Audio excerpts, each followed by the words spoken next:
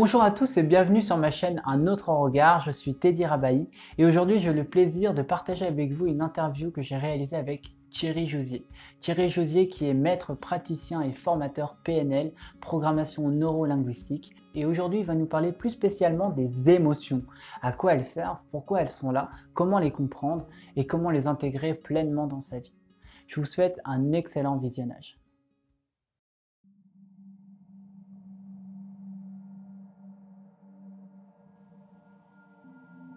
Je suis un autodidacte. J'ai monté les échelons petit à petit et je me suis retrouvé à un moment donné à être directeur général. Okay. Et là, j'étais pas du tout à ma place. Voilà, donc j'ai fait un petit virage à 180 degrés. Je me suis un peu mis en cause et j'ai fait des formations. Et en fait, en faisant les formations, je suis tombé sur quelqu'un qui s'appelle Paul Pironnet. Voilà. Donc j'ai fait le base PNL, le technicien PNL la première année. Ensuite, j'ai fait le praticien PNL la deuxième année, que tu es en train de faire maintenant.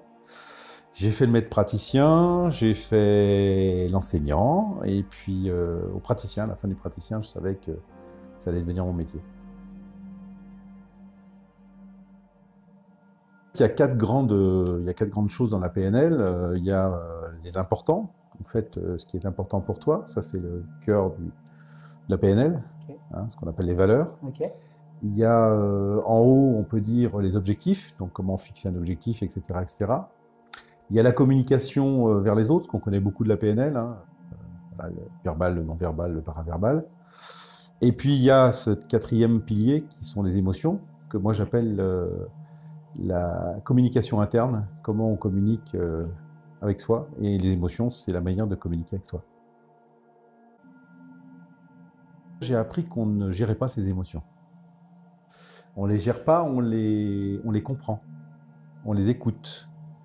Voilà, mais pour moi, on ne gère pas ses émotions. Elles viennent, elles nous donnent un message, et soit on comprend le message, soit on ne comprend pas le message. Ce que m'a apporté la PNL vis-à-vis des émotions, c'est de comprendre le message. Je ne parle plus d'émotions agréables, négatives ou positives.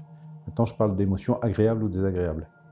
Donc on en a une agréable qui est la joie, on en a 4 qui sont désagréables, la colère, la tristesse, la peur et le dégoût. Voilà. C'est les 5 émotions primaires, on va dire. Il y a un besoin derrière chaque émotion. Ces besoins-là, il faut les nourrir pour que ton émotion passe, en fait. Si tu nourris pas le besoin, tu vas rester dans ton émotion. Elle nous donne un message, elle nous dit de faire quelque chose. La joie, par exemple, elle va nous dire tu es au bon endroit. Ça, c'est le message. Dans ce que tu fais, avec qui tu es, dans l'environnement dans lequel tu... Voilà, c'est au bon endroit. L'action à faire, c'est reste là où tu es. La colère, en fait, ce qu'elle nous dit, c'est tu m'envahis. T'envahis mon terrain. C'est une règle, c'est une de nos règles qui n'est pas respectée. Sachant que les règles, ce sont nos règles. Ce n'est pas des règles qui sont écrites. Et des fois, c'est des règles que nous-mêmes, nous ne connaissons pas. Il y en a une partie de consciente et une partie d'inconsciente. Et des fois, on se met en colère pour des trucs, on se dit, mais pourquoi je me suis mis en colère? En fait, c'est une règle qu'on ne connaissait pas de nous et qui a été outrepassée. Et comme on ne l'a pas dit à l'autre, il avait un petit peu de mal à ne pas l'outrepasser puisqu'il ne la connaît pas. Mais des fois, nous-mêmes, on ne la connaît pas. La peur, c'est simple, hein, s'il y a un danger, donc l'action à mettre en place, c'est barre-toi. Hein.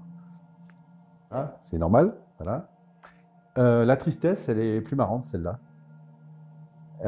Parce qu'en fait, elle te dit quelque chose auquel on ne pense jamais par rapport à la tristesse, c'est fini. Elle nous donne le message que c'est fini, c'est terminé. Et qu'en fait, si on passe à autre chose, on sera plus triste, quoi. Donc elle te dit juste faire une action, c'est passe à autre chose. Ça, c'est terminé, passe à autre chose. Il reste le dégoût qui est une émotion. Alors des fois on met que les 4, mais là il y a aussi le dégoût. Le dégoût, c'est juste, ça te dit c'est dangereux pour toi, c'est toxique.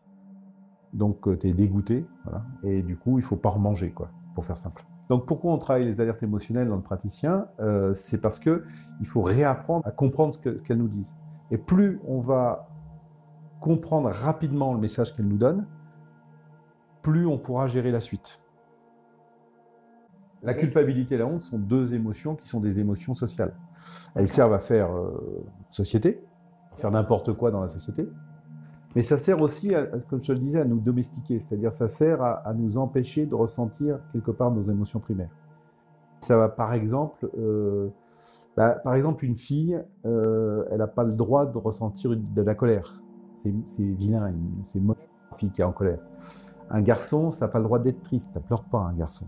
Donc en fait, tout ça, cette honte et la culpabilité va aussi nous couper de certaines émotions primaires. C'est de l'éducation, c'est ce que la PNL appelle la programmation. Je rappelle que PNL, c'est programmation neuro-linguistique, c'est de la programmation. À mon avis, si on laissait les gens faire, on ressentirait les 5 émotions de la même manière, homme ou femme, pareil. Sauf qu'on a spécialisé, c'est-à-dire que les femmes n'ont pas le droit ni à la joie, ni à la colère, et les hommes n'ont pas le droit à 2 émotions qui sont la tristesse et la peur. J'ai un client qui était dans ce fauteuil hier, qui s'était beaucoup coupé de ses émotions parce que ça a été son moyen de survivre. C'est-à-dire que ce qu'il a vécu, si c'était pas un peu coupé, je pense qu'il y aurait eu des choses graves. Voilà. Simplement là, il n'a plus le choix. C'est-à-dire que réellement, il n'a pas le choix que d'affronter ses émotions. Et bizarrement, ça a fait revenir tout ce qu'il avait coupé, et tout revient en bloc. Donc ça, c'est très compliqué, d'accord ? Et dans ce fauteuil, il m'a dit, ça faisait plus de 45 ans que je n'avais pas pleuré. Voilà. Et je lui ai dit, ça vous a fait quoi ? Il m'a dit, ça m'a fait du bien. Voilà. Parce que ça permet de mettre à l'extérieur. Quand tu exprimes pas tes émotions, tu gardes tout à l'intérieur. Tout. C'est-à-dire que, voilà. Alors c'est vrai que c'est vachement mieux parce que quelque part, ça reste étal. Mais sauf que c'est pas bon pour soi, quoi. Les émotions, c'est le langage de ton cerveau. Et si tu comprends pas tes émotions, tu comprends pas ton cerveau.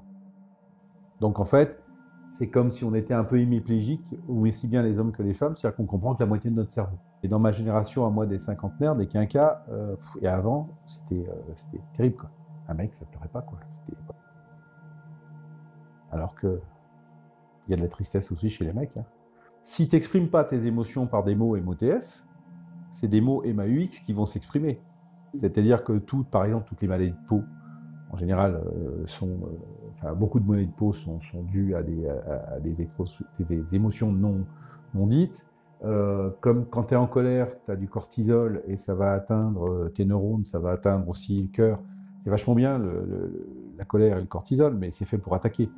Donc, si jamais tu es tout le temps en colère, en fait, tu es tout le temps sous un mode de stress qui va avoir des répercussions sur ton système cardiovasculaire, sur ta santé psychique, etc., etc. Donc, voilà, c'est problématique de garder une colère. Je pense que c'est complètement... Enfin, ça, c'est moi. Hein. Je pense que c'est complètement illusoire de vouloir gérer ses émotions. On peut gérer quelque chose qui est de l'ordre du sentiment, qui est le temps qu'on donne à ses émotions. C'est-à-dire que tu peux décider d'être 10 minutes en colère ou 3 heures, mais pas d'être en colère. C'est-à-dire que quelqu'un te fait une queue de poisson dans la rue, en voiture, tu vas te mettre en colère, tu peux décider de, bon, allez, c'est passé, c'est terminé, et puis de passer à autre chose.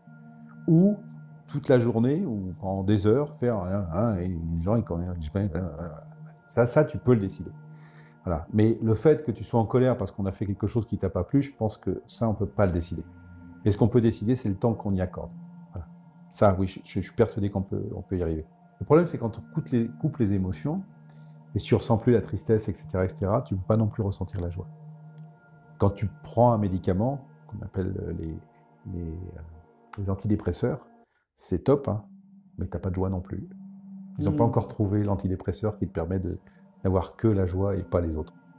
C'est pas toujours très confortable, mais on sait bien que pour évoluer, il faut passer par des zones d'inconfort. C'est pas toujours très confortable, c'est des fois le regard des autres.